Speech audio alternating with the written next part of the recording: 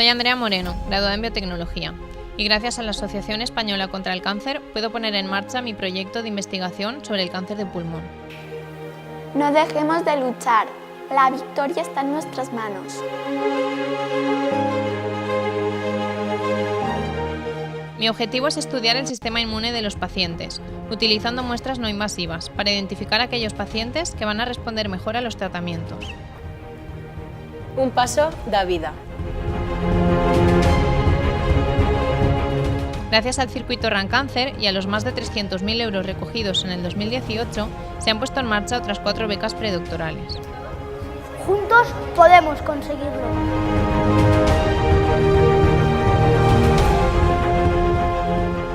Con estos proyectos de investigación estamos consiguiendo avances muy importantes para frenar la enfermedad. La teua ajuda es realmente importante. Tú puedes colaborar con la compra de dorsales solidarios y camisetas. También te puede tocar a ti.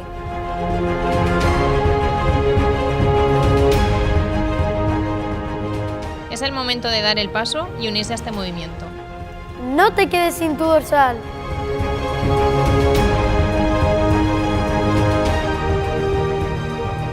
Te esperamos en la 4ª marcha solidaria contra el cáncer de Leliana del próximo 24 de febrero. Sin excusas. Juntos recorreremos los 5 kilómetros y lucharemos por vencer al cáncer. Queremos ganar la partida. ¿Y tú? ¿Te apuntas? Yo sí.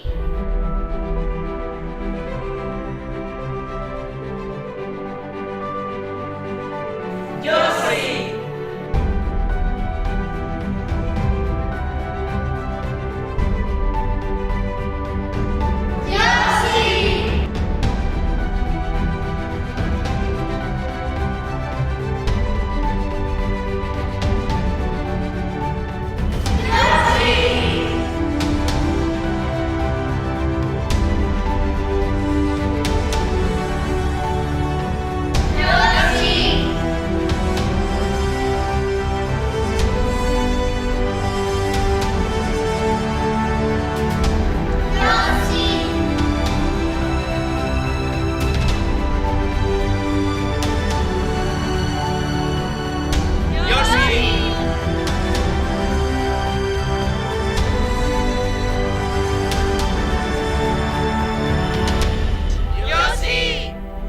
Todos sumamos. Gracias.